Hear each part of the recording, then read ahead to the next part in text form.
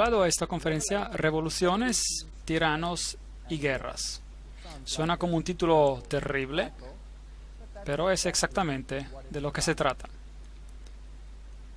Vi una mujer sentada sobre una bestia escarlata llena de nombres de blasfemia. Apocalipsis 17:3. Aquí hay esta iglesia controlando esta bestia de color escarlata. Apocalipsis 13:4 dice: y adoraron al dragón, inconscientemente, sin saber, por supuesto, que había dado autoridad a la bestia, y adoraron a la bestia, la cual ha sido definida como ese poder que gobernó por los 1260 años, luego recibió la herida mortal y gobernará nuevamente al final de los tiempos. La hemos identificada básicamente como el catolicismo. Y adoraron a la bestia diciendo: ¿quién es como la bestia y quién podrá luchar contra ella? Y aquí se ven todos que se están inclinando ante esta bestia gigante, los reyes del mundo y las personas de alto rango de este planeta. Le dan homenaje, le adoran por medio de su obediencia y dándole el poder del Estado para tratar con cualquier asunto. Aquí está una cita interesante del libro Popery, Puseyism and Jesuitism, el libro papado, Puseísmo y Jesuitismo. ¿Y a qué apuntan los jesuitas? Según ellos, solo buscan la gran gloria de Dios, pero si usted examina los hechos, encontrará que ellos apuntan únicamente a tener el dominio universal. Roma había perdido el dominio universal y la Reforma Protestante había sido un gran problema en este respecto, un gran problema. Ellos se habían vuelto indispensables para el Papa, quien sin ellos no podía existir, porque el catolicismo se identifica con ellos. Se han hecho indispensables para los gobernadores y llevan a revoluciones en sus manos. Y de esta manera, bajo un nombre u otro, son ellos quienes gobiernan el mundo. El papado se ha coronado a sí mismo gobernador del mundo entero. El Papa es el gobernador del mundo entero. Ese es el Sacro Imperio Romano que se expande sobre todo el planeta. Bueno, si echamos un vistazo a un siglo de revoluciones, empezando desde el 1750 al 1850, veremos la Revolución Americana en 1776 y podemos preguntar a los presidentes que en ese entonces gobernaron quiénes creen que fueron responsables de esta revolución. Luego está la Revolución Francesa, 1789, y la Revolución Española, 1823, la Revolución Polaca, 1831, las revoluciones alemana e italiana en 1848, y llegando a 1917 tenemos la Revolución Rusa, y luego básicamente ya era tiempo de guerra. De 1914 a 1918 hizo la Revolución Rusa posible, y luego la Segunda Guerra Mundial de 1939 a 1945. Eso es mucho conflicto en este planeta. ¿Cuánta sangre se ha derramado en este planeta como consecuencia de estas revoluciones? ¿Y por qué? Porque un poder quería el control absoluto. Y la Biblia dice que el dragón le dio su poder para que todos sean sujetos a ese poder y a ningún otro. Bueno, miremos a esta cronología breve. En 1717 estamos tratando con este periodo de tiempo de terribles conflagraciones en este planeta.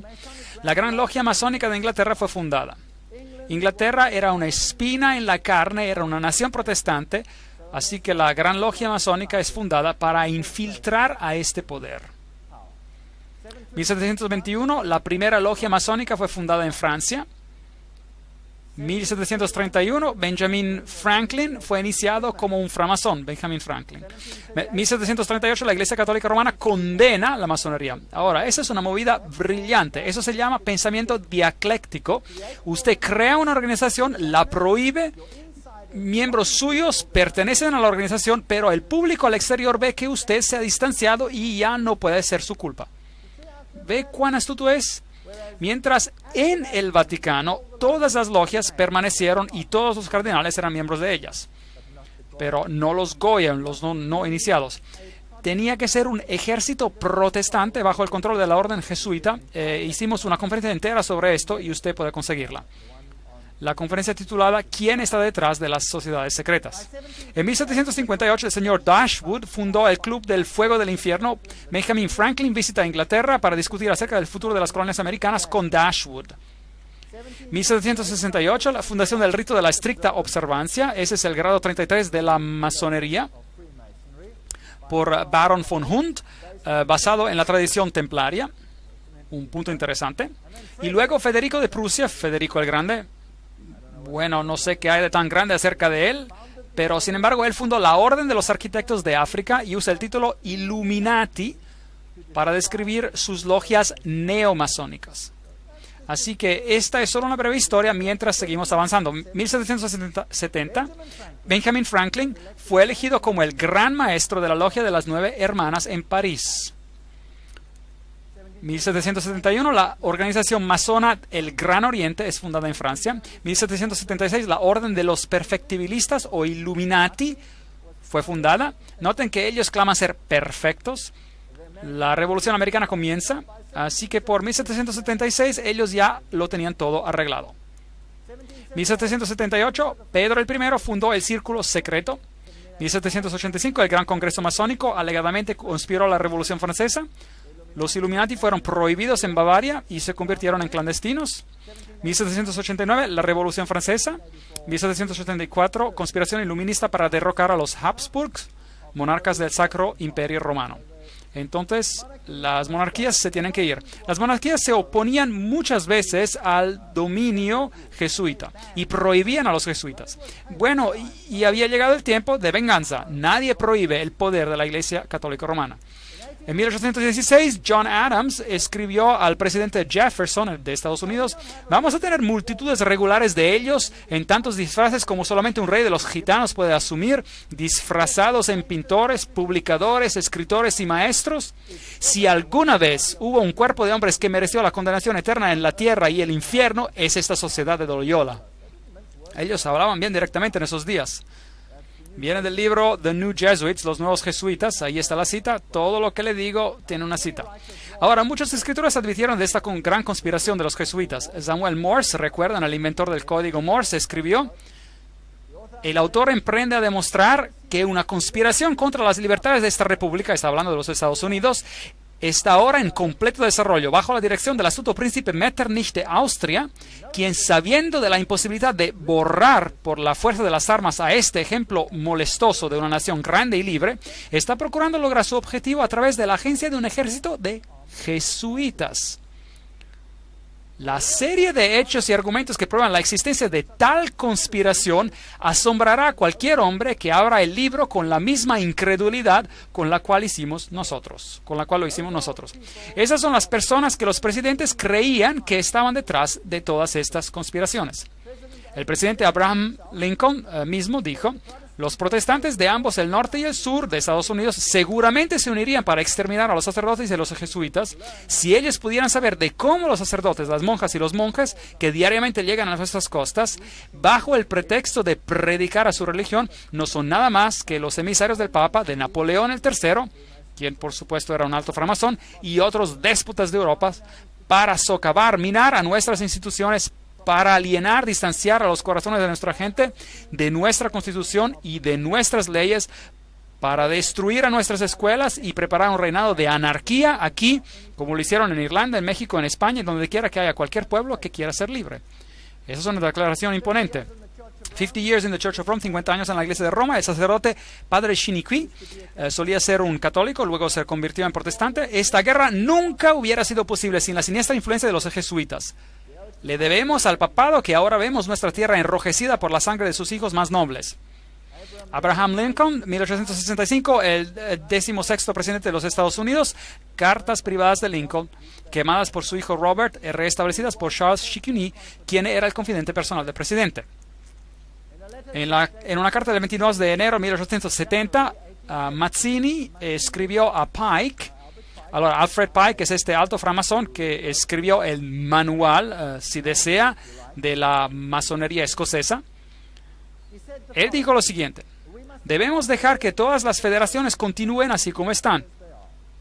Debe parecer como si las cosas fueran como en un principio, con su sistema, sus autoridades centrales y diversos modos de correspondencia entre los de los altos grados del mismo rito, organizados como están ahora, pero debemos crear un rito superior, que se mantendrá desconocido y que llamaremos a esos masones de alto grado que nosotros seleccionaremos.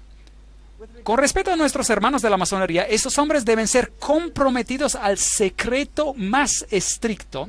A través de este rito supremo gobernaremos a toda la masonería, la cual este rito se convertirá en el centro internacional y aún más poderoso porque su dirección será desconocida. Albert Pike escribió una carta a Mazzini el 15 de agosto de 1871, en la cual él mencionó que debería haber una orden mundial, una orden donde todas las naciones estén bajo el control de una organización central. Y para poder lograr esto, planearon, y existen numerosas citas sobre esto, así que puse un número en la pantalla porque alguien dirá, no confío en esto, no confío en eso, no confío en el otro. Hay referencias allí, hay referencias aquí arriba, hay otras referencias en las otras diapositivas, así que esto viene de fuentes diferentes. Y él dijo, y a propósito, esto estaba expuesto en el Museo Británico y podía ser visto allí hasta que lo sacaron. La Primera Guerra Mundial, para derrocar el poder de los zars en Rusia, el protector de la ortodoxia, de la Iglesia Ortodoxa, y provocar un Estado ateísta comunista. ¿Ocurrió eso? Sí. Ahora, eso fue escrito mucho antes de este evento. Mucho antes de este evento. Esto fue escrito en 1871. Esta guerra ocurrió en 1914. La Segunda Guerra Mundial. Esto también fue escrito mucho antes del evento, para originar entre Gran Bretaña y Alemania, para fortalecer el comunismo como antítesis a la cultura judío-cristiana y provocar un Estado sionista en Israel. ¿Alcanzaron este objetivo? Sí.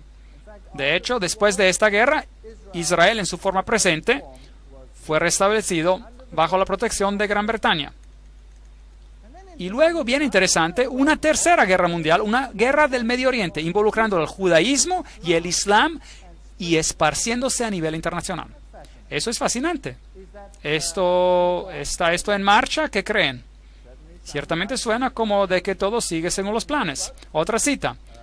En caso de que no les guste esa cita, Mazzini con Pike desarrollaron un plan para 3 guerras mundiales para que finalmente cada nación estuviera dispuesta a rendir su soberanía nacional a un gobierno mundial. La Primera Guerra Mundial tenía que terminar con el régimen zarista en Rusia, y la Segunda Guerra Mundial era para permitir que la Unión Soviética controle Europa, y la Tercera Guerra Mundial era para llevarse a cabo en el Medio Oriente entre los musulmanes y los judíos y resultaría en el Armagedón. Interesante. Ahora, ¿cómo lo iban a hacer? Leamos lo que Albert Pike escribió acerca de esas guerras y cómo ellas serán desencadenadas. Él escribió, cita, desencadenaremos a los nihilistas y a los ateístas, es decir, a los destructores y a los ateístas, y provocaremos una catástrofe social formidable que en su horror mostrará claramente a las naciones el efecto del ateísmo absoluto, al origen del salvajismo y a la agitación más sangrienta. Entonces, por todos lados, los ciudadanos obligados a defenderse contra la minoría de los revolucionarios exterminarán a esos destructores de la civilización, y la muchedumbre desilusionada con el cristianismo recibirá la pura luz a través de la manifestación universal de la pura doctrina de Lucifer. La destrucción del cristianismo y del ateísmo, ambos conquistados y exterminados al mismo tiempo. ¡Qué plan ingenioso! Así que usted frota fricción a los dos sistemas que usted crea, uno en contra del otro. Usted crea el ateísmo como una antítesis a la cultura judío-cristiana. Tiene esos dos que chocan hasta que se consumen. Y como conclusión de este proceso, usted conseguirá una nueva orden mundial donde hay una nueva religión, la cual es mucho más exotérica, que en efecto honra a Satanás. ¿No es este un plan bien ingenioso? Bueno, es muy exitoso. Es por eso que Ordo ab Chao es el lema, la frase, si quieren, que la masonería usa. Este es uno de sus documentos. Recuerda que lo fotografié en una logia masónica. Y Weishaupt, el padre del jacobinismo, usted recordará que hablamos acerca de eso en Apocalipsis capítulo 11, y el jacobinismo era el poder que propagó la Revolución Francesa. Hablamos de esto en Apocalipsis capítulo 11, con el ataque a la Bastilla, el triunfo supuesto de la libertad, la diosa de la razón entronada en vez del cristianismo. Así que el cristianismo fue removido y otro reinado comenzó. La monarquía fue depuesta y Luis XVI y su esposa perdieron sus cabezas.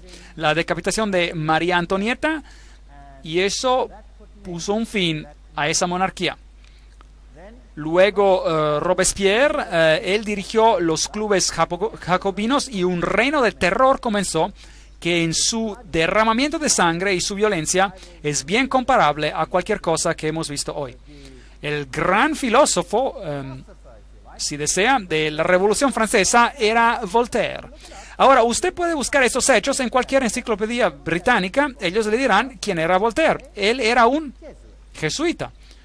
Ellos dirán, por supuesto, que era un jesuita renegado, rebelde, que dejó la Iglesia Católica Romana para escribir en contra de ella. No. Él solo estaba desempeñando el papel perfectamente. Ellos estaban preparando una antítesis. Usted se acuerda de la promesa que el jesuita hace, que tomaré un rol en uno o en el otro lado del campo y lo haré perfectamente siempre y cuando la Iglesia Madre gane. Bueno, sostener una pluma, es decir, escribir, es estar en guerra. El contrato social, el hombre nace libre y en todas partes él está en cadenas. Un hombre piensa por sí mismo como el maestro de otros, pero permanece más esclavizado que los que realmente son esclavos. Es verdad. Pero ¿qué tal si usted creó la esclavitud para después crear la miseria y para después crear la revolución? ¿No es posible? Entonces los filósofos se juntan y escriben una nueva constitución para este planeta llamada Los Derechos Humanos, la Declaración de los Derechos Humanos, 1798. Declaración de los Derechos Humanos. Tenemos el ojo que todo lo ve, de Lucifer. Tenemos la serpiente con la cola en la boca, la serpiente que da vida, la serpiente eterna. Luego tenemos este gracioso pequeño sombrero jacobino por allá, al final de la lanza. Echémosles un vistazo a toda por aquí. Y luego tenemos el manojo de varas atadas juntas que se llaman, ¿qué? ¿Usted se acuerda cómo se llaman? Fascie. Fascie. El manojo de varas atadas juntas. Y encima de las fascie tenemos este pequeño gracioso sombrero, que era el sombrero jacobino. Y es así como se veía. Hay una mejor representación del sombrero aquí arriba. También conocido como la gorra frigia, que se utilizaba en la antigua Roma por los esclavos emancipados como una marca de su libertad, y adoptada en la Revolución como la gorra roja de la libertad. Eso es lo que ellos le dicen, eso es para los Goyim, para los que no son iniciados. Déjenme decirles lo que realmente es. Allí está. Ese es el dios Mitra, y allí está matando el toro, y está usando un perro, una serpiente y un escorpión que agarra las partes más delicadas del toro, y lo está destruyendo con animales impuros. Esta es una guerra contra Cristo. Ahora mirémoslo de un lado. ¿A qué se parece su sombrero? Es el sombrero frigio. Entonces esto es mitraísmo. Y el catolicismo es mitraísmo. El mitraísmo era la religión de Persia. Era la religión de Roma y es la religión de la Iglesia Católica Romana. Hay 7 grados en el mitraísmo. El grado más alto se llama padre. Y luego tenemos una congregación. Ahora, ¿quién en la Iglesia Católica tiene una congregación y se llama padre? El sacerdote, ¿correcto? Y él puede ser un miembro de varios grupos, y también pueden los sacerdotes católicos, pueden ser lo que quieran, pueden ser jesuitas, pueden ser franciscanos, pueden ser dominicanos, pueden ser miembros de varias otras órdenes religiosas también. Entonces, Ciro el Grande fue el primero en publicar un manifiesto de los derechos humanos. Ahora, la herida mortal, como habíamos discutido en Apocalipsis capítulo 11, solo para refrescar su memoria, el 21 de febrero de 1798, el Papa Pío VI es destronado por Napoleón. Su anillo fue rasgado de su dedo y murió en exilio. Ahora, piensen esto. Si Napoleón era un framasón, entonces él estaba bajo el control ¿de quién? De la orden jesuita. Entonces, ¿quién envió a Napoleón a Roma para tomar el Papa cautivo? La orden jesuita. ¿Por qué? Bueno, he pensado mucho sobre esto. Dentro de la Iglesia Católica Romana hay varias órdenes y no siempre ha habido perfecta armonía. De hecho, la orden jesuita lentamente tomó el control de todas las órdenes. Los caballeros de Malta, por ejemplo, no darían tan fácilmente su control del poder, pero ahora están sujetos a los jesuitas. Los dominicanos estaban cabeza a cabeza con los jesuitas. Por ejemplo, el papado quitó la Inquisición de los jesuitas y se la dio a los dominicanos, y esto creó una tremenda tensión. Y en la Revolución Francesa fue la orden dominicana que fue masacrada, destruida ahí. No los jesuitas, ellos controlaban este asunto. Así que había algunos asuntos dentro de la misma iglesia que tuvieron que ser resueltos también para obtener un control completo de la situación. Un saneamiento. De hecho, fue tanto así que en el Concilio de Trento muchos católicos romanos se levantaron y dijeron: la palabra y solo la palabra. No piensen que todo en la Iglesia Católica siempre ha sido negativo hacia la palabra. No. Y Martín Lutero debió haber hecho un impacto también. Y así hubo muchos que no estaban de acuerdo. Así que la Iglesia misma necesitaba una depuración, por así decir. Y luego hubo otro problema. Y este problema era que la Reforma había apuntado a Roma como el anticristo. Ahora, si la Reforma señala a Roma como al anticristo, cualquier movimiento que parezca emanar de Roma será visto con ¿qué? Con sospecha. Entonces, ¿por qué no destruir el papado aparentemente y luego resucitarla y al mismo tiempo depurarla de todo lo que está en contra y luego resucitarla como el poder final bajo el completo control de estas organizaciones? ¿Tiene sentido? Eso sería un buen truco. Y luego, cualquier cosa que pase a partir de entonces con el pequeño papado débil sería un descuido. Sería descuidado porque no puede venir de ellos, debe venir de otro lado. Así es como las sociedades secretas funcionan. Trabajan detrás de los frentes y de otros frentes y de otros frentes. Veamos qué pasa. Diciembre de 1804, el Papa Pío VI presencia a Napoleón coronándose a sí mismo como emperador. 1808, Napoleón toma los estados del Vaticano, entonces Roma está disminuyendo. 1848, Mazzini ataca a Roma y el Papa es exiliado. Los estados papales ya no existen. Este poder desaparece. Los protestantes literalmente se relajan, básicamente. Una cosa peligrosa de hacer. El general Berthier toma cautivo al Papa. Weishaupt y sus compañeros jesuitas cortaron los ingresos al Vaticano, lanzando y conduciendo la Revolución Francesa, dirigiendo la conquista de Napoleón de la Europa católica y finalmente haciendo de que Napoleón arroje al Papa Pío VII en prisión en Aviñón hasta que él estuviera de acuerdo, noten, que el precio de su libertad sería de restablecer la orden jesuita. Había sido prohibida aún en la Iglesia Católica. Imaginen eso, habían trabajado clandestinamente. Esta guerra jesuita, o quizás había sido prohibida a propósito para que parezca que hubiera una guerra, esta orden jesuita. Uno nunca sabe porque esas personas son extremadamente buenos mentirosos. Pero esta es la historia, esto es lo que pasó. Esta guerra jesuita en el Vaticano fue terminada por el Congreso de Viena y por el Tratado de Verona secreto en 1822. Ahí está la cita. Todos los que les digo tienen una cita, no estoy inventando nada. Después de que el Papa Pío fue liberado de la prisión de Napoleón, él formalmente restauró la orden jesuita con una bula papal. Una bula es la declaración más fuerte que un papa puede publicar. En 1814, y el Papa añadió en esta bula: si alguien nuevamente intenta abolir a la Sociedad de Jesús, él incurrirá la indignación de Dios Todopoderoso y de los santos apóstoles Pedro y Pablo. Esto pudo haber sido una provocación. Podría haber sido un juego, podría haber sido real, cualquiera que sea la situación, realmente nunca lo sabremos hasta que el velo del tiempo sea removido un día. Pero libertad religiosa para todos. Y los revolucionarios salen a las calles y hacen lo que sienten que tienen que hacer. José Bonaparte, aquí está, 1768-1844, rey de España y gran maestro del Gran Oriente de Francia. logia masónica. Aquí tenemos todas las conexiones masónicas. Esto viene de un libro masónico, Fuentes Masónicos. Napoleón el mismo fue un alto framasón. Está haciendo guerra en toda guerra, limpiándola de las monarquías. Y luego él tiene una guerra con Inglaterra. Ahora bien, ¿quién controla Inglaterra en ese entonces? Los masones.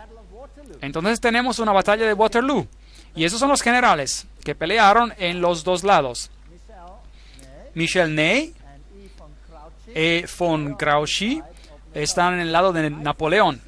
Alto masón y Napoleón alto masón también. Al otro lado tenemos al general Blücher. Aquellos que son alemanes conocerán el viejo dicho Ran wie Blücher an der Katzbach, que habla del general Blücher al río Katzbach. Él ganó una victoria sobre Napoleón ahí. Él era un alto masón. Y G. von Schmarhorst era alto framasón también. Todos ellos eran framasones. Esta guerra fue realmente una guerra o una guerra planeada. Ahora, ¿quiénes son los orquestadores de la Primera Guerra Mundial? Bueno, ahí está Kaiser Wilhelm I. ¿Qué tiene puesto? Esto viene de un libro masónico. Él tiene su mandil masónico puesto. Él es un alto masón. Es lo que era. Aquí está Kaiser Friedrich el Grande. Allí está con su regalia masónica de un libro masónico. Están orgullosos que todos estos reyes eran todos framasones. Entonces, toda la situación de la guerra es planeada por framasones, quienes están siendo controlados por ¿quiénes? Por los jesuitas. Ahora, rápidamente echemos un vistazo a América. Aquí está este gran edificio, el Capitolio. Allí está la piedra angular del fundamento y dice, puesta masonamente el 17 de septiembre de 1932. Ok, en este tiempo América ya estaba controlada por la masonería. Por supuesto, las personas están totalmente inconscientes. Las instituciones continúan como antes, pero todas están siendo infiltradas.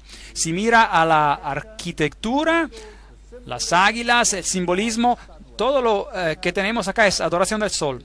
Tenemos al mitraísmo ilustrado aquí. El plano de las calles de Washington es masónico. Tenemos a la cabra al revés de Méndez en el plano de la calle. Luego tenemos el compás y el juego de reglas. Y todo está en bloques de 13. Y el templo masónico está en la calle 13, etcétera. Todo el plano de las calles de Washington está hecho masonamente. Así que está dedicada a Lucifer. Claro que las personas están inconscientes de esto. La Casa Blanca fue luego construida con este tremendo falo por ahí. Tiene una altura de 555 pies, 555, no 666 pies, número que pertenece a alguien más alto en Roma. Esto es de 555.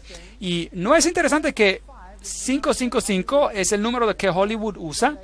¿Cuál es el número telefónico que en cualquier programa de televisión o cualquier de esos, es 5555, llame a 555? ¿Alguna vez ha escuchado eso? A propósito, Hollywood es la madera que ellos usaban para hacer la vara de las brujas. Así que está dedicado a Lucifer, es brujería. Pero eso es solo al lado del punto. Aquí está el falo. ¿Quién puso estas fundaciones? Los masones. Entonces preguntémosles lo que significa. Aquí está la enciclopedia de la masonería. No puede conseguir una fuente mejor que esta. Los obeliscos fueron originalmente erigidos en el honor al dios Sol. Esa conexión viene de la adoración egipcia del falo. Entonces allí está algo, masculino. Ya saben qué es, en la Casa Blanca. No necesitamos seguir leyendo. Está dedicado a los dioses Osiris y Isis. Y, esa es la escultura que está ahí.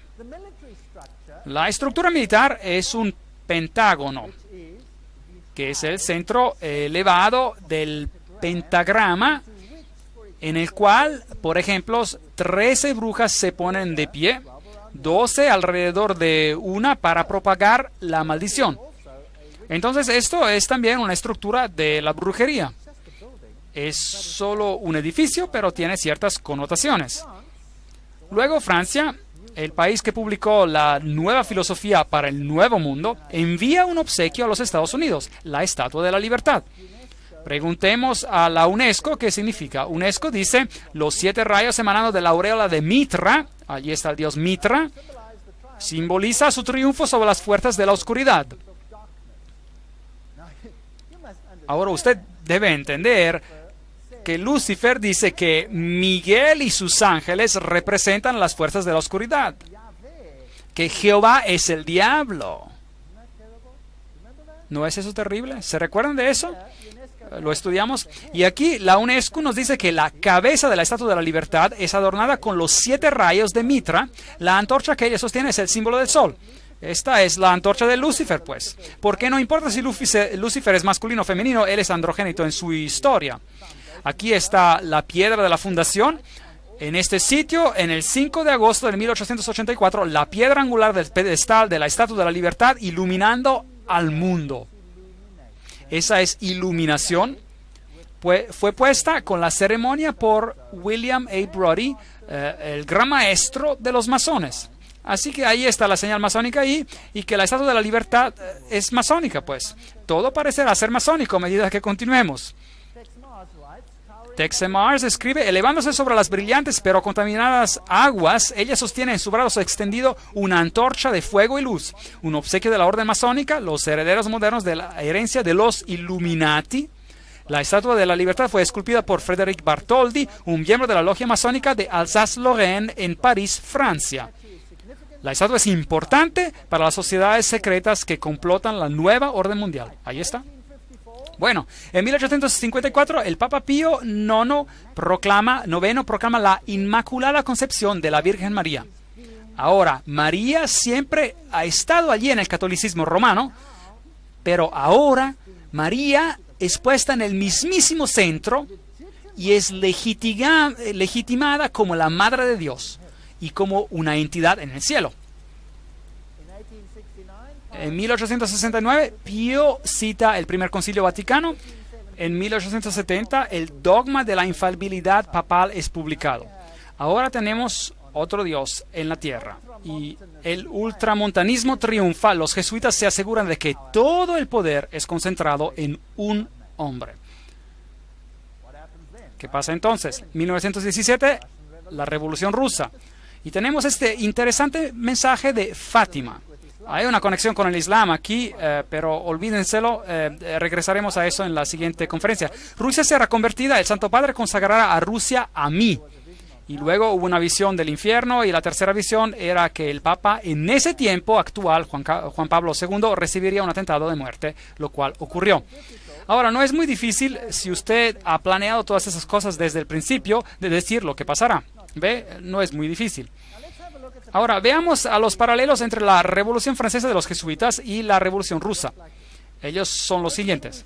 Ambas revoluciones estaban basadas en las escrituras comunistas de los framasones Voltaire y Marx. Los jesuitas perfeccionaron el comunismo en sus reducciones misiones en Paraguay. Entonces, en Paraguay probaron si esto funcionaría o no y lo perfeccionaron ahí. Ambas revoluciones saquearon a las iglesias del Estado. Ambas revoluciones terminaron con las monarquías. Ambas dinastías, la de los Borbones y la de los Romanov, habían expulsado a los jesuitas. Ambas fueron quitadas, no iban a arriesgarse otra vez. Ambas revoluciones produjeron repúblicas en forma, pero absolutas monarquías en poder, controladas detrás de las escenas por las personas quienes estaban ahora en control. Ambas revoluciones declararon el ateísmo como la religión del Estado. Ambas revoluciones realizaron un reinado de terror por una policía secreta a forma de inquisición. ¿Y qué reino de terror crearon? Millones y millones murieron. Stalin es personalmente responsable por la muerte de millones de personas. Ambas revoluciones resultaron en dictadores militares responsables por la eliminación de los disidentes. Exactamente el mismo patrón. Si ha funcionado una vez, ¿por qué no usarlo otra vez? Las lecciones aprendidas en estas repúblicas platónicas, allí en Paraguay, proporcionaron la base para el manifiesto comunista de Marx, por la cual cada nación en la tierra sería reducida a una reducción guaraní, de tal modo destruyendo las clases medias de los protestantes blancos y al mismo tiempo restaurar el feudalismo comunal de las edades oscuras del imperio de los papas. Esta es una cita, bueno, es un poco cortante, pero más o menos nos da un resumen de los hechos. Entonces, Karl Marx, en el 1844, escribió el Manifiesto Comunista. Es la fecha cuando lo escribió y fue publicado en 1848. 1928, el nuncio papal en Alemania conduce el poderoso partido católico de centro a la extrema derecha y ayuda a elevar súbitamente a Hitler al poder. Ahora, ¿quién es Adolf Hitler? 1929, Pío IX disuelve el Partido Católico, ya ha hecho su trabajo, y las personas han sido preparadas para votar. Y en el mismo año se corona a él mismo como gobernador soberano del mundo.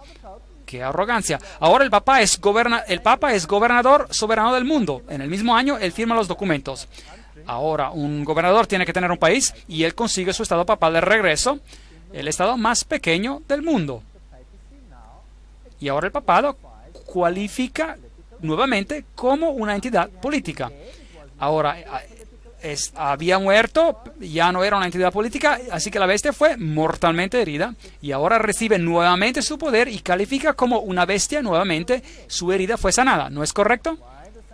Y es por eso que la Crónica de San Francisco, casi citando la Biblia, dice que mientras ellos firmaron este documento, la herida fue sanada. Se ve aquí en este cuadro. Ahora estamos listos para la guerra. 1934. En Yugoslavia se forma una organización llamada los Ustashi. ¡Qué organización repugnante! Se fundaron y asesinan al rey Alexander de Yugoslavia. Ahora los Ustashi eran una organización militar con las características básicamente de los nazis y masacraron a los serbios.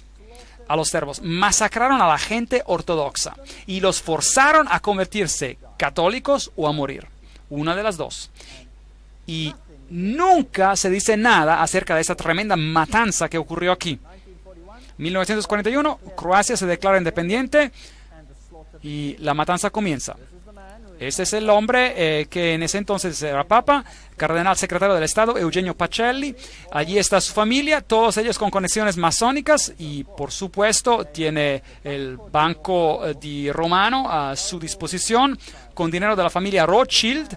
Este hombre tiene características masónicas, sí. Aquí él está. En su elección de su número de cédula era el 13, un número muy importante en la masonería. Allí está en el sello con el triángulo masónico que produjeron. Allí está con la señal masónica, así como Anthony Sayer la tiene ahí a la izquierda. Y algo más, desde entonces el papado usó el éfod. Esa es la pequeña placa sobre el pecho que era también usada por los sumos sacerdotes en Israel. Ahora, preguntemos a Albert G. Mackey, un masón de grado 33, que nos cite lo que significa esto. Él dice, el gran sumo sacerdote del Real Arco de la Masonería desde el 1859 al 1865 en los Estados Unidos declara, en su trabajo estándar, es el aquí arriba, él dice, el sumo sacerdote del Real Arco usa oficialmente el éfod. Entonces, ¿quién es el sumo sacerdote de la masonería? Ahí está, el Papa. Bueno, Pacelli visitó a los Estados Unidos y conversó con este hombre, el presidente F.D. Roosevelt. Ahora, esa es una foto grande de una logia que probablemente nunca hubiera tenido que ser publicada y probablemente están muy enfadados que haya sido publicada, pero muestra a Roosevelt en su completa regalia masónica. Y ahí lo muestra con su fez, un sombrero de felpa en la cabeza, y está recibiendo un apretado de mano masónico. Note el apretado de mano masónico y un fez, sombrero interesante. Regresaremos a eso en la siguiente conferencia, que simboliza todo eso, porque están usando esos gorros, estos feces, y asigna a Myron Taylor como un enviado especial al Vaticano.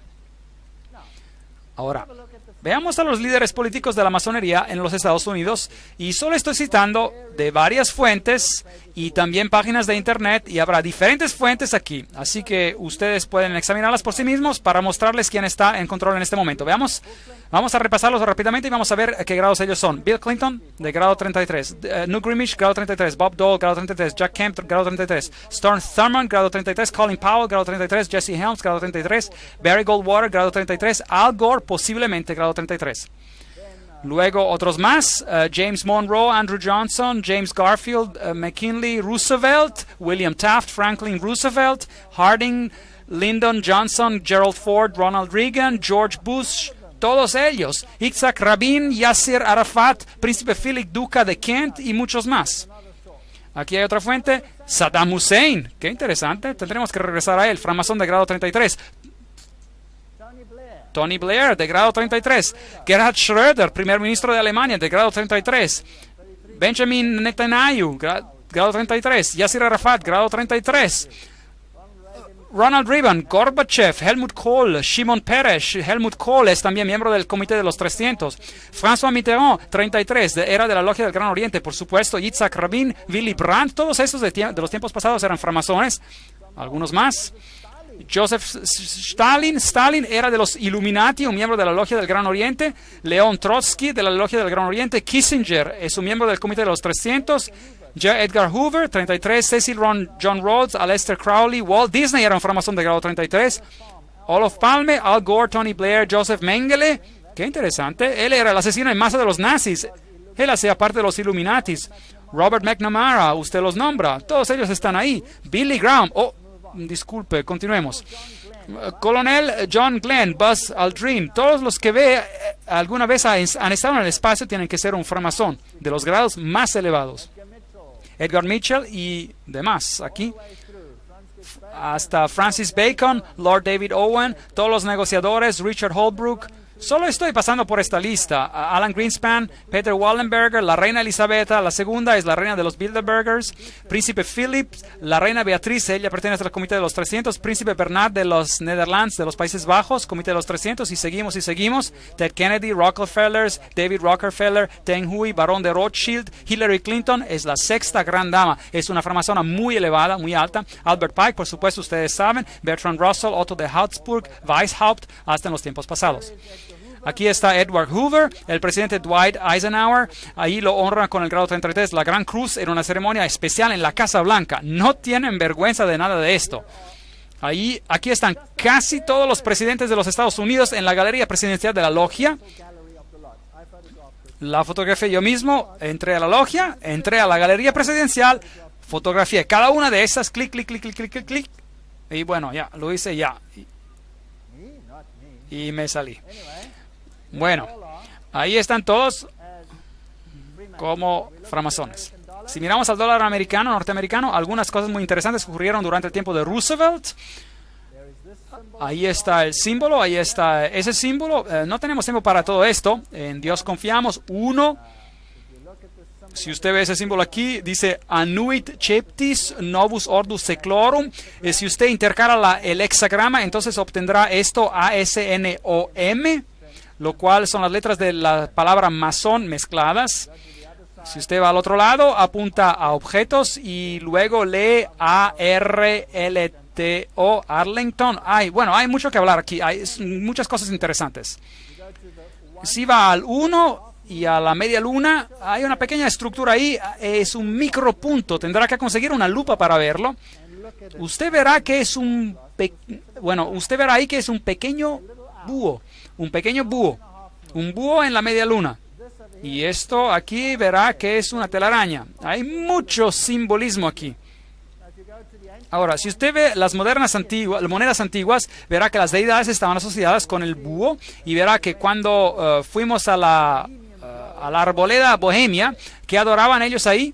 El gran búho de Bohemia. Y vimos que los presidentes de los Estados Unidos se inclinan al búho de Bohemia. Un asunto que da miedo. Ahora, mirando a este símbolo, tenemos el ojo que todo lo ve de Lucifer. Todavía no está en la base del triángulo. Cuando sea puesto, él tendrá su reino.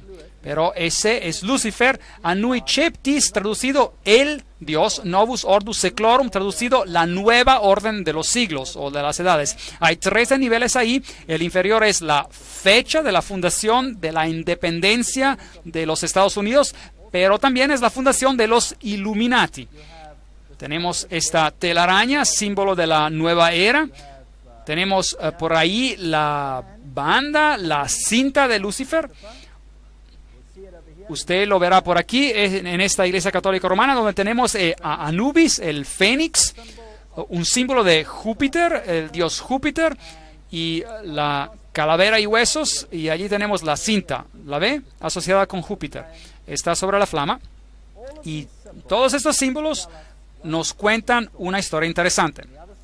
Al otro lado tenemos este símbolo, 9 plumas en la cola, hay 13 lanzas, hay 13 hojas, hay 13 pentagramas, hechos en la forma de un hexagrama. Tenemos el águila, tenemos la declaración por aquí, e pluribus unum, fuera de muchos uno. Vamos a reunir a todas las naciones.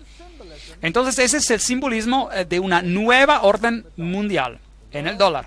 El mundo va a estar bajo de un gobierno central y ese gobierno va a estar bajo el control de Lucifer, no de Jesucristo.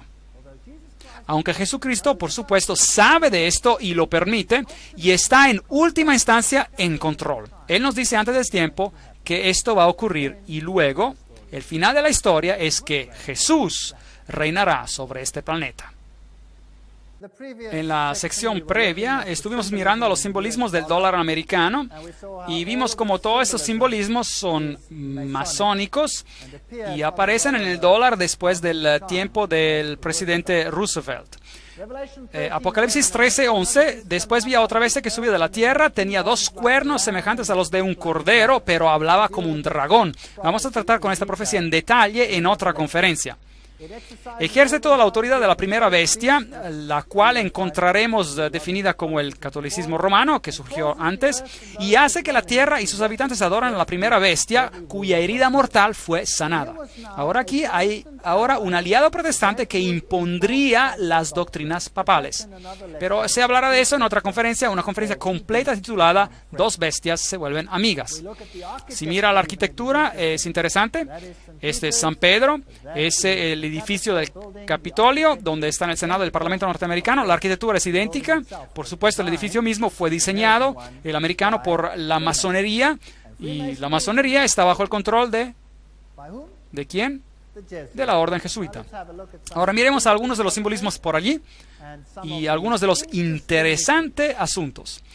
Ahora estamos listos para la Segunda Guerra Mundial, y las 3 personas que desempeñan el rol principal entre los aliados son este hombre de aquí, Winston Churchill, y él era un ¿qué?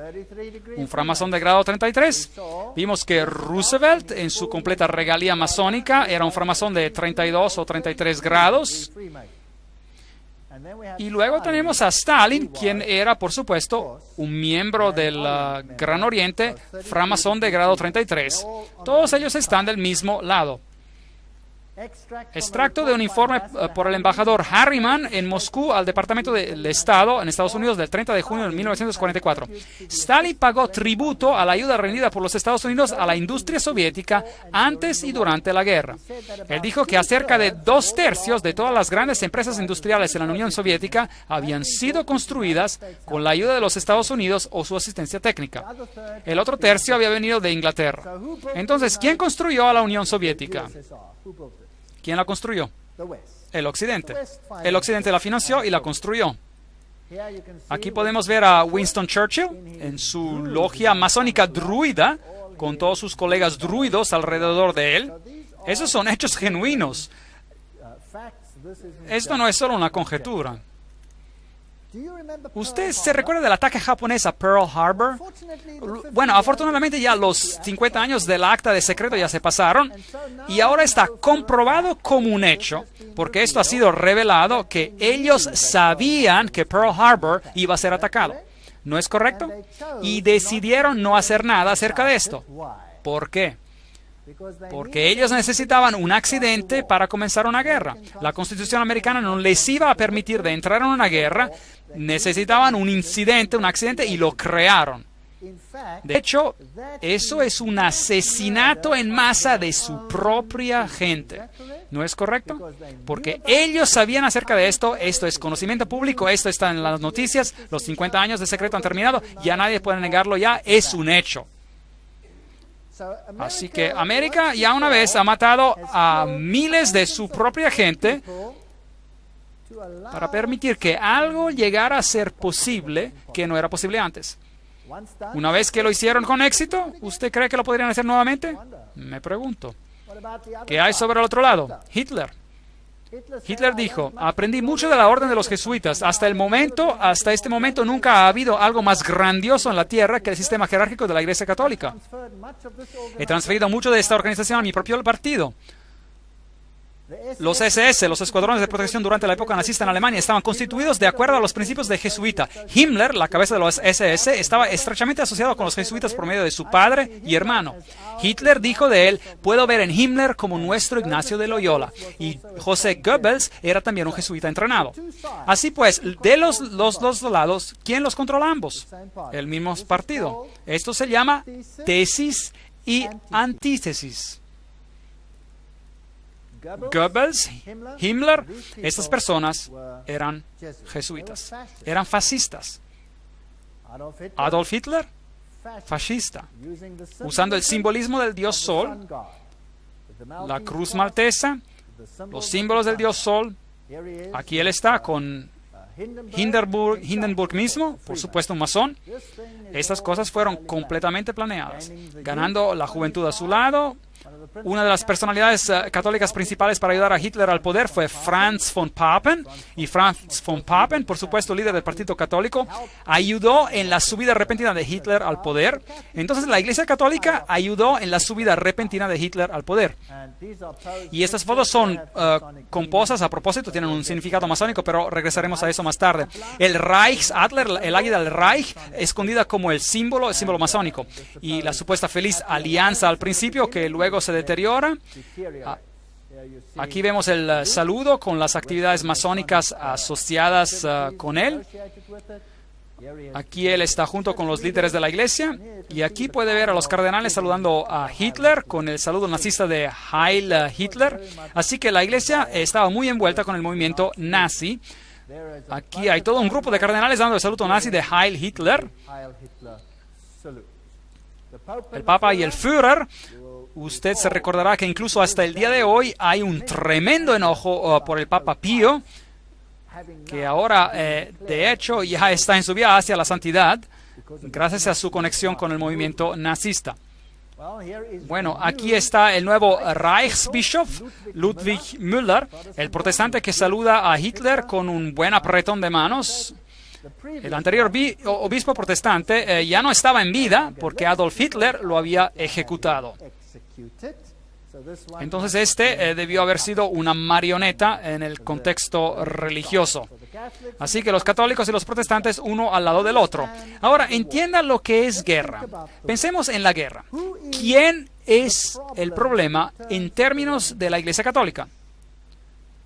Primeramente, la Iglesia Ortodoxa del Este había sido un problema. La Primera Guerra Mundial resolvió este problema. El zar había sido removido y la Iglesia Ortodoxa había sido sujetada, al igual que todas las iglesias, para hacer que se vea correcto, por el comunismo ateístico. Pero los líderes del comunismo eran todos católicos. De hecho, he viajado en muchos de esos países y las personas mayores de edad, todas me dijeron: ahora comprendemos por qué los líderes de los regímenes comunistas, porque ellos todos asistían a la Iglesia Católica. ¿Por qué, si todos eran ateístas, eran tan buenos católicos? Bueno, este poderoso ejército se levantó, pero Alemania se divide. Está dividida. El norte de Alemania y particularmente el este de Alemania es todo protestante. Son luteranos. Y son escépticos del papado. Mientras que el sur de Alemania es todo católico. En los países ortodoxos como la entera Unión Soviética, tenemos a la Iglesia Ortodoxa controlando el pensamiento de las personas. Ahora, desde la subida al poder del comunismo, eso ha sido reducido o sujetado, y la Iglesia Ortodoxa ha sido sujetada a los estados, a los gobiernos. Ahora viene esta guerra poderosa. Los símbolos que se llevan aquí son los símbolos de Lucifer. También se usa en la teosofía. Allí puede verlos. Allí está la esvástica, la serpiente que todo lo ve. Y Adolf Hitler mismo era un tremendo ocultista. Por supuesto, como un iniciado de jesuita lo tenía que ser. Pero, por supuesto, su vestimenta, su máscara exterior de religión era el catolicismo. Usted encontrará la misma esvástica en el pie de Buda. Como les dije antes, fue un sacerdote jesuita, el padre Stempfle, y no Hitler, quien realmente escribió Mein Kampf, Mi lucha, el libro. Así que un jesuita escribió el libro. Los SS tienen los mismos símbolos como la sociedad secreta de calavera y huesos. La calavera con huesos cruzados, Meine Ehre heißt Treue, mi honor significa lealtad, fidelidad. Los SS habían sido organizados por Himmler de acuerdo a los principios de la orden jesuita y se convirtieron básicamente en la nueva, si desea, Inquisición. Y cualquiera que no obedeciera al sistema era destruido. Ahora, se lee mucho en la literatura sobre los 6 millones de judíos que fueron destruidos. Pero no leemos nada sobre más de 2,5 millones de personas de las más brillantes en Alemania. Todos los profesores, todos los alemanes inteligentes y altamente educados, quien fueron matados por Adolf Hitler. Hombres pensadores no pueden ser tolerados en tales regímenes. Degradar el pensamiento individual. Debemos de tener de un lado siervos y del otro la élite. De un lado a los goyems, el ganado, y del otro los super iluminados. Y muy irritante. Recuerden que la revista jesuita Civiltà Católica, medio de comunicación de los jesuitas, dice muy francamente, el fascismo es el régimen que corresponde más estrechamente a los conceptos de la Iglesia Católica. El fascismo es fascinante. Bueno, disculpen el retruécano, pero bueno, el fascismo tiene un líder central.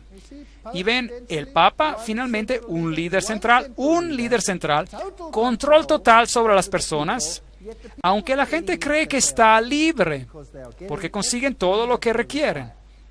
A diferencia del comunismo, ellos pueden tener derechos de propiedad, pero los derechos de propiedad están entre comillas, y regresaré más tarde a eso en otra conferencia, en caso de que usted haya sido engañado a creer esto.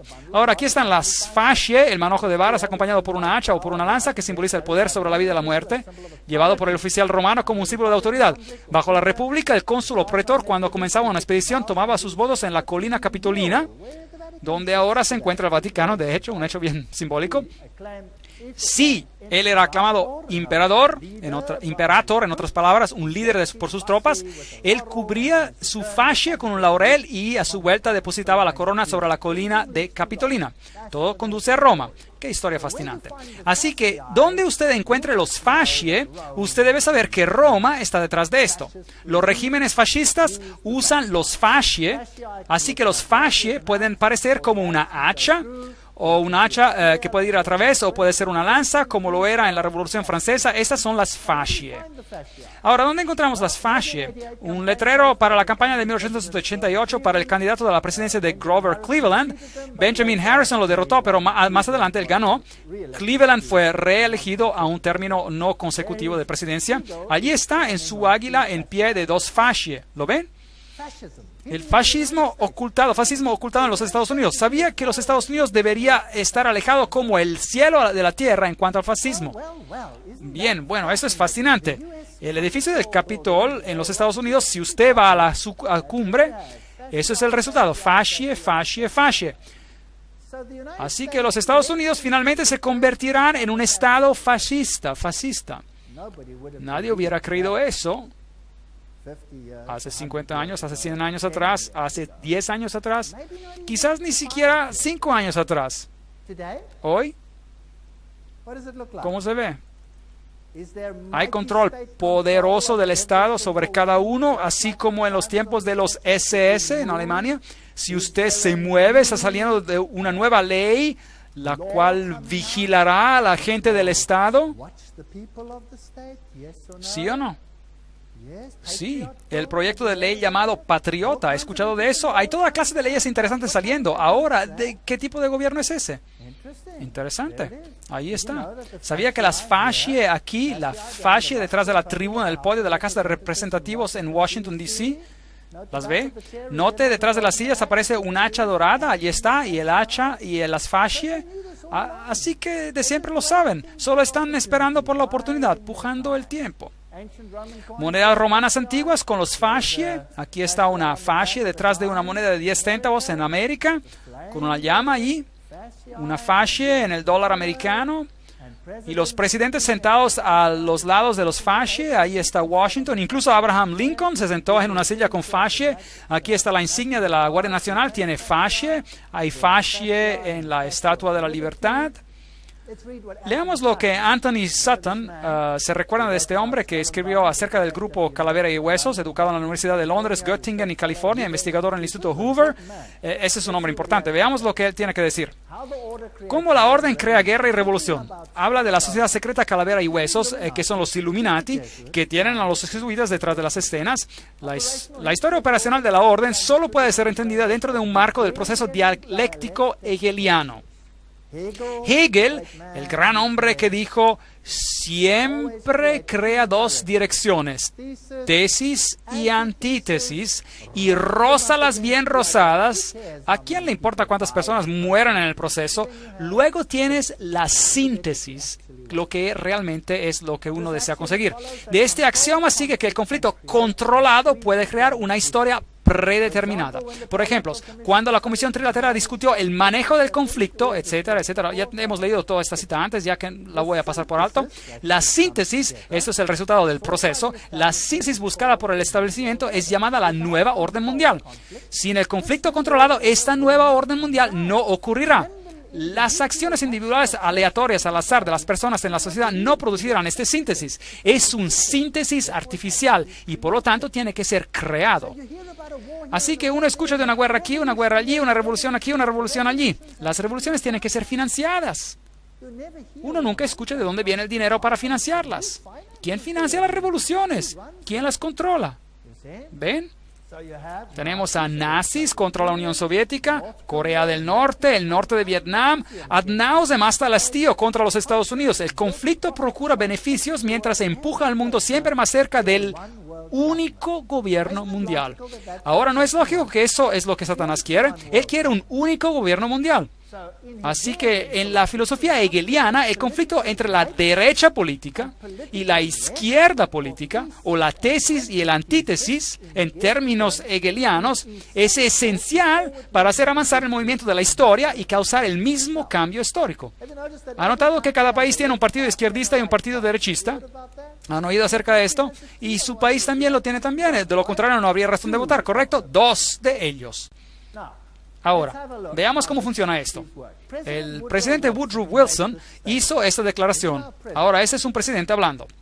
Algunos de los hombres más grandes en los Estados Unidos en el campo del comercio y de la industria saben que hay un poder tan organizado, tan sutil, tan completo, tan omnipresente, que es mejor hablar con suavísimo susurro si hablan en condenación de él. Entonces aquí hay un poder que controla todas las cosas. Karl Marx en Das Kapital, el libro, planteó el capitalismo como la tesis y el comunismo como la antítesis. Ahora tenemos los jesuitas clamando por el capitalismo y tendremos a jesuitas clamando por el comunismo. El choque de los opuestos debe, en el sistema hegeliano, traer una sociedad que no sea ni capitalista ni comunista. Esa es la síntesis. Además, en el esquema de eventos hegelianos, esta nueva síntesis reflejará el concepto del Estado como Dios y el individuo totalmente subordinado a un Estado todopoderoso. Si usted no hace lo que el Estado dice, masacre. Es lo que Adolf Hitler practicó. 2,5 millones de alemanes masacrados y fuera.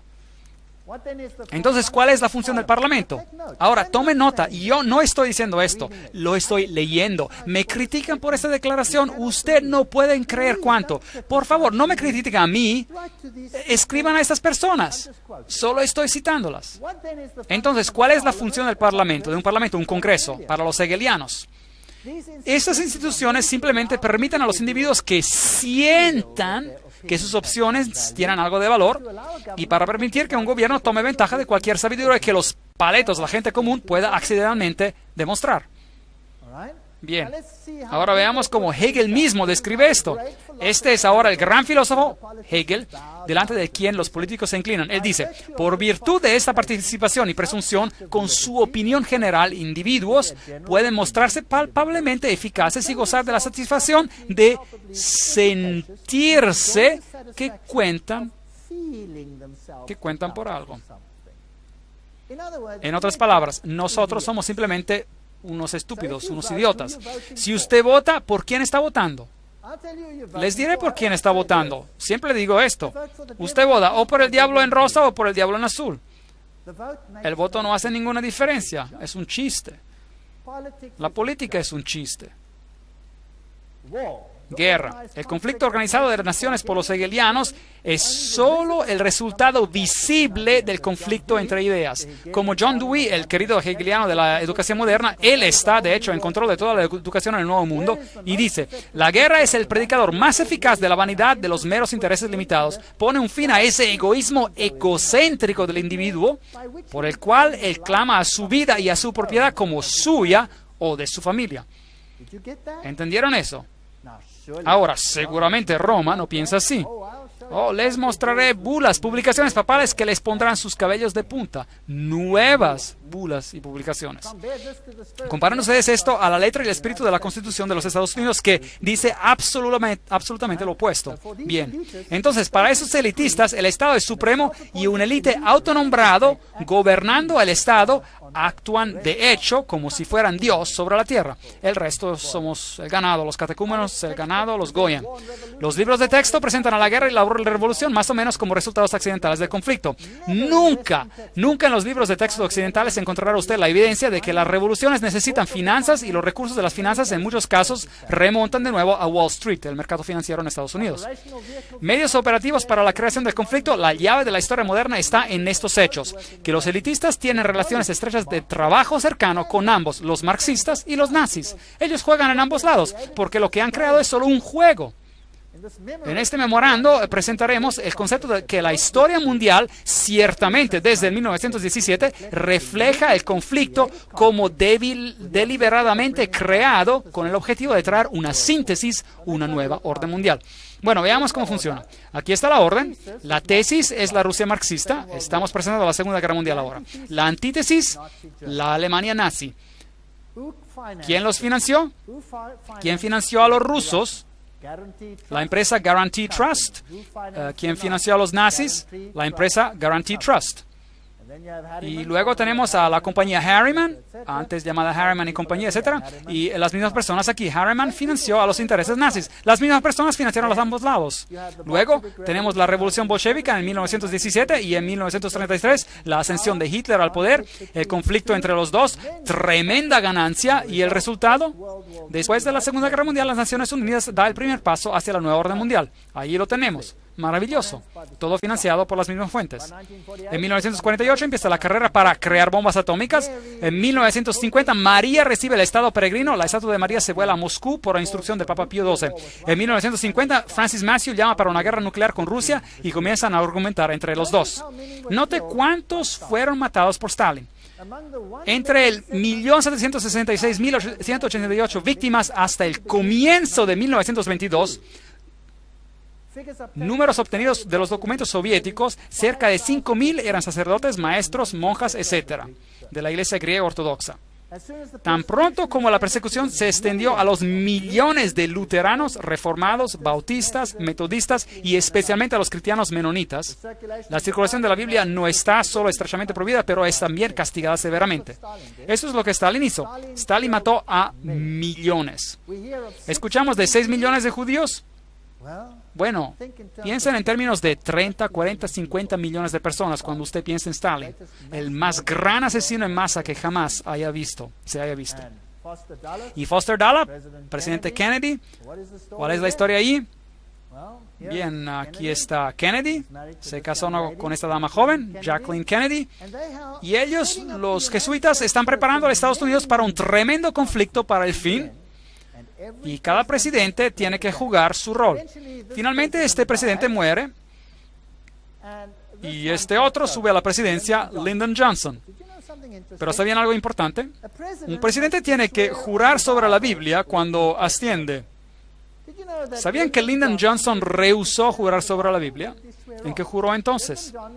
Lyndon Johnson fue jurado como presidente por la jueza Sarah D. Hughes solo unas horas después del asesinato. La jueza Hughes trajo una pequeña Biblia para el juramento de la ceremonia, pero fue sustituida por un misal católico romano, un libro de misa que fue encontrado en el avión.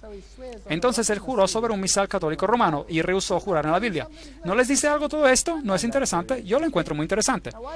Ahora, ¿por qué este presidente Kennedy tuvo que irse? Después de todo, era un católico romano. ¿Es posible que no todos los católicos romanos son tan fácilmente engañados? Aquí está la limusina mientras avanza. Aquí tenemos a la señora Kennedy ayudando al agente de servicios secretos, Clint Hill, a subirse a la parte trasera del coche, donde el presidente fue disparado.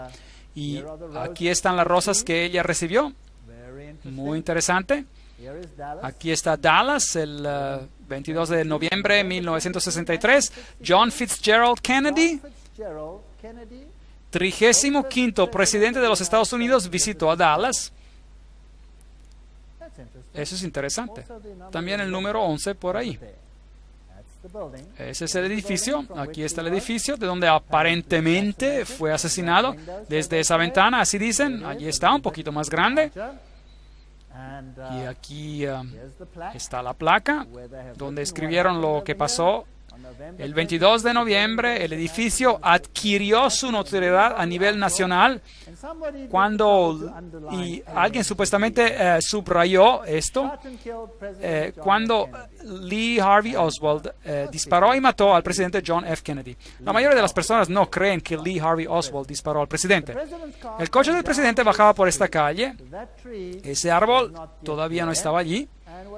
Y fue aparentemente disparado desde esa ventana ahí arriba y pasó aproximadamente donde estoy parado relativo a esta fotografía. Ahora note que mientras estaba bajando, él estaba viajando en este lado de la calle. Imagínense un montón de personas paradas en ambos lados y aquí hay una pequeña subida. Y cuando se acerca más allá a la subida, si sube más, hay una cerca de estacas. Y si usted mira desde la cerca de estacas, podía ver hacia abajo en la calle. Y aparentemente, cuando los disparos se dispararon, más de 100 personas, incluyendo la policía, no corrieron a ese lado arriba, pero corrieron hacia la subida, hacia la cerca de estacas. Ahora, ¿por qué corrieron delante del presidente y no hacia atrás del presidente? Aparentemente dicen que Lee Harvey Oswald fue el único que lo disparó y lo disparó por detrás. Y el disparo lo golpeó acá. Un disparo muy increíble. De hecho, sí ocurrió así. Solo que tiene un pequeño problema. La cabeza del presidente no fue hacia adelante, sino fue hacia atrás. Y el disparo le llegó aquí en la garganta y había una pequeña herida adentrada por delante y una gran herida atrás. Entonces, ¿de dónde los disparos? ¿De dónde llegaron? ¿De frente o atrás? Él fue disparado desde el frente. No solo eso, hubieron disparos desde otros lugares, a los lados, y había una intercalación que todos llegaron al presidente. Hay hasta evidencia de que el chofer mismo, quien ocurrió ser zurdo, se dio la vuelta y disparó al presidente mismo con una pistola también. El presidente recibió disparos múltiples. De los testigos que corrieron hacia la valla de estacas, más de 100 de ellos, casi todos ellos, excepto por una o dos damas, de las cuales se le hizo burla, fueron asesinados también. ¿No es extraño? ¿No cree usted que sería extraño que todos los testigos murieron de manera extraña? Bueno, este es uno de los más grandes encubrimientos que probablemente jamás ocurrió. Aquí está la valla de estacas y cuando usted mira ahí, es así como estaba. Allí detrás de la cerca dispararía y sería la vista desde la cerca. Ahora estoy pretendiendo de estar ahí. Yo tomé la foto yo mismo. La cruz estaría ahí. Así que él dispararía al presidente a esta corta distancia y le dispararía de la parte lateral y enfrente. Ahora es interesante que la cabeza del presidente se sacudió hacia atrás y a su izquierda. Así. Eso significa que él debió ser disparado del lado frontal, ¿correcto? ¿No es eso lógico? Ahora, ¿estoy diciendo esto o es un conocimiento público? Eso es conocimiento público.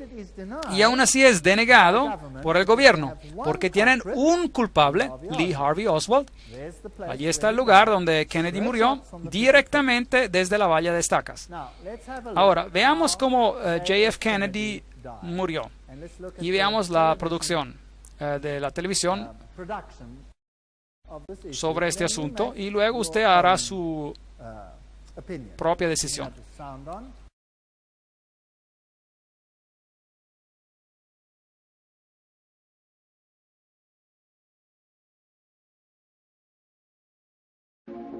Regresemos a ese día en Dallas. La fecha era un 22 de noviembre, la hora poco antes del mediodía.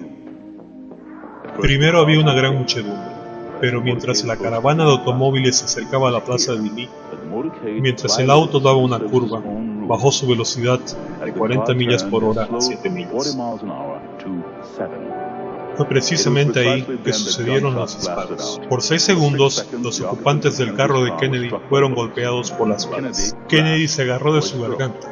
La cabeza de Kennedy explotó, empujada por una gran fuerza hacia atrás y hacia la izquierda. Entonces, solo entonces, el auto del presidente aceleró rápidamente y siguió. Lyndon Johnson, el nuevo presidente, ordenó una comisión federal para investigar el crimen. La comisión Warren nos ha dado la misión oficial. Lee Harvey Oswald había actuado solo. Pero si todos los 3 disparos habían venido de atrás, entonces ¿por qué la cabeza del presidente voló hacia atrás? ¿Por qué tantas personas, incluyendo policías, no corrieron hacia el almacén de libros donde estaba Oswald, sino hacia la cerca? Si la comisión de Warren estaba en lo correcto, ¿por qué tantos testigos alegaron ver algo completamente diferente del informe oficial? Hasta unas 177 personas murieron simplemente por saber demasiado. En el momento en que Kennedy fue matado, un encubrimiento masivo tras la operación. Testigos fueron amenazados y muchos de ellos asesinados. Jean Hill entrevistada inmediatamente después. Un disparo salió y esta dentro del pecho.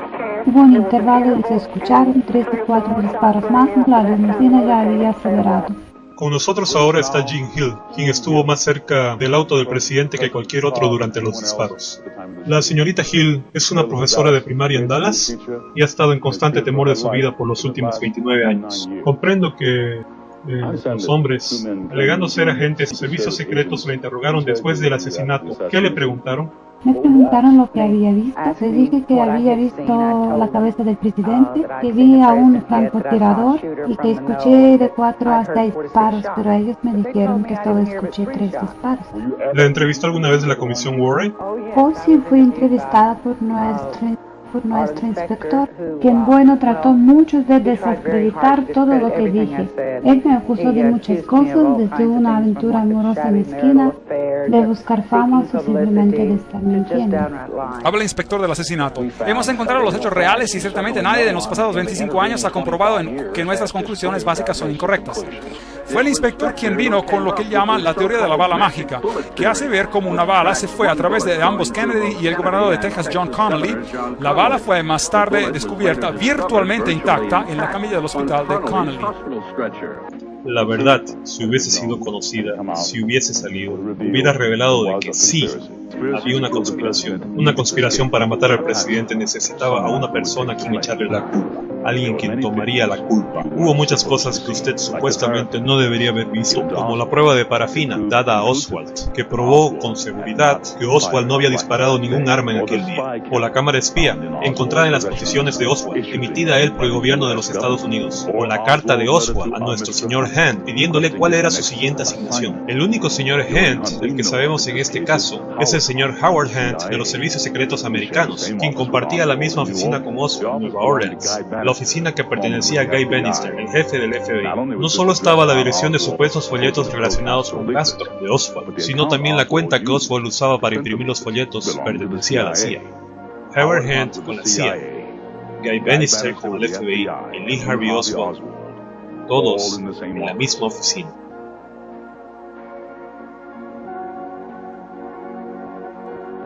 La caravana de automóviles de Kennedy fue preparada para 2 vueltas, llevándolo directamente a una triangulación. El primer disparo vino desde la valla de estacas, llegó a la garganta de Kennedy. El segundo disparo vino del edificio Daltex, al lado del edificio del almacén de libros. Este entró en la espalda de Kennedy. El tercer disparo vino desde la esquina sureste del almacén de libros y desde el 7º piso. Llegó al gobernador Connally. El cuarto disparo vino del edificio Daltex. Falló un poco, golpeó a la acera, hiriendo a una persona que estaba allí. El quinto y sexto disparo fueron disparados casi simultáneamente desde el almacén y desde la valla de estacas. Ambos llegaron a la cabeza de Kennedy. Uno desde arriba, moviéndolo hacia adelante, y luego, unos instantes después, uno desde el frente, arrojándolo hacia atrás.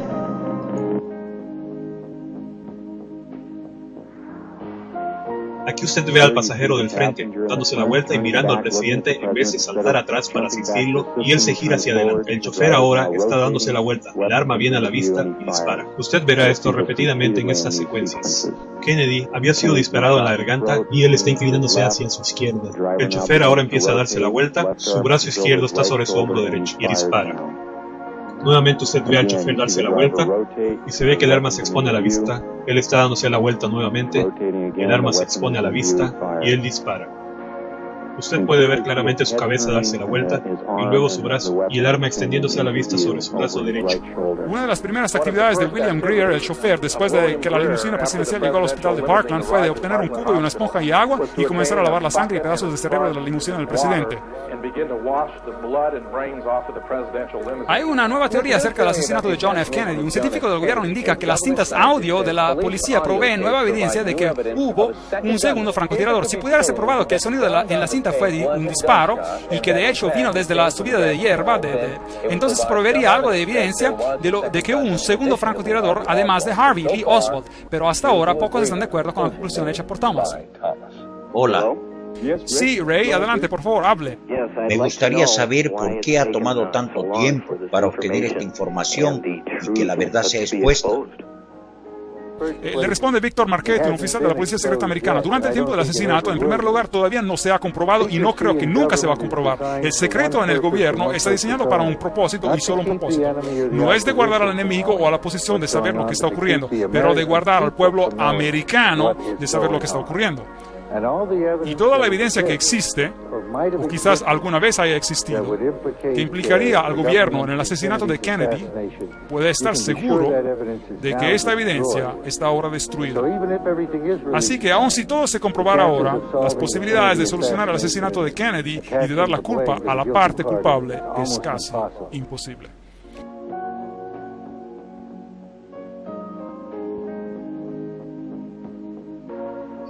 Kennedy estaba cambiando el status quo. Él decidió que ya no podía confiar en los servicios secretos americanos. Él estaba transfiriendo las operaciones secretas directamente al jefe del Estado Mayor Conjunto. Poco después despidió a Alan Dulles, quien había sido el director del Centro de Inteligencia desde 1953. Kennedy continuó haciéndose enemigos mientras se retiró de la confrontación mundial. Él ordenó a las tropas americanas de que salieran de Vietnam. Bueno, ustedes vieron al chofer dar la vuelta. Si usted pudo verlo, era difícil verlo. Usted puede ver su cabeza volcar atrás de Kennedy. Y usted puede ver todas esas cosas. El libro Vatican Assassin, él dice, pero después del fracaso de la invasión de la bahía de Cochinos o la playa Girón en Cuba, el presidente Kennedy cambió debido a que el concilio de Relaciones Exteriores jesuita lo había traicionado en la persona de McGeorge Bundy. Él trató de romper los servicios secretos americanos en 1000 pedazos. Ahora, los servicios secretos americanos serían como las SS de Alemania, nazi. ¿Por qué romper eso? Luego él llamó por el regreso de la moneda americana al estándar de oro. Ese era un problema mayor. Eso pararía la Reserva Federal. Y otra cosa que él dijo, voy a separar a la iglesia y el Estado. Creo que ese fue un gran error que él hizo en los ojos de los jesuitas. Recuerden de que Loyola dijo, finalmente dejen a todos con tal astucia ganar la influencia sobre príncipes, nobles y magistrados de cada lugar que puedan estar listos a nuestra señal, aún para sacrificar a sus relaciones más cercanas y amigos más íntimos, cuando decimos que es para nuestro propio interés y ventaja. Eso es fascinante. Sabemos, por supuesto, que Jacqueline Kennedy fue criada en un convento jesuita. Bueno, dejemos ahí este asunto. Uno de los escritores principales de la oratoria de Nixon durante 3 años fue el padre jesuita, el reverendo John McLaughlin, quien escribió las oratorias de Nixon como un salario de $32,000 en el año, lo cual era mucho dinero en ese entonces. Y el siguiente presidente, Gerald Ford, ahí está su propia firma, un framasón de grado 33. Yo mismo tomé esta foto en la logia masónica. Ahí él lo firma, framasón de grado 33. Estas personas no son lo que dicen ser, y cuando lo miramos y cuando vemos estas apretadas de manos que tienen y la santa alianza entre el papado y los Estados Unidos de América,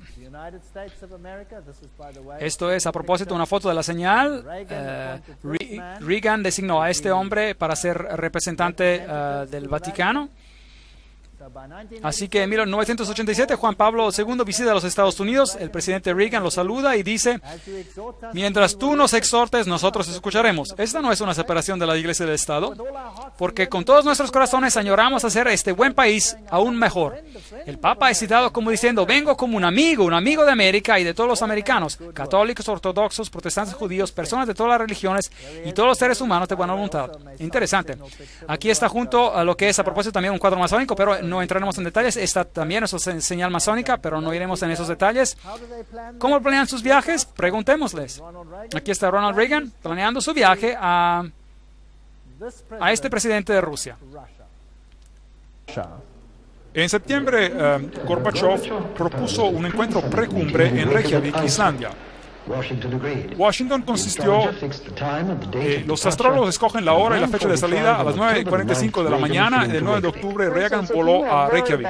Tiene muy mal Saturno, tienes que cultivar a Júpiter. Ahora él está actuando como Nabucodonosor.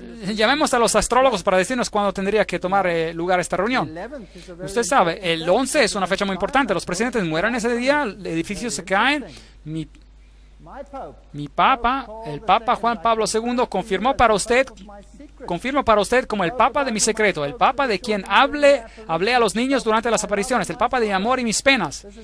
Eso es lo que María aparentemente dijo a los niños en Fátima.